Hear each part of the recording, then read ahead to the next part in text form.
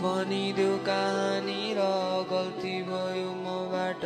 जुन गल्तीले बनायो हामी दुईलाई टाढा एकचोटि सोचिएर के बित्यो लामोमा बिना के बताइ तिमी यतिकै टाढी जाँदा खै के हो के बुझिरा छैन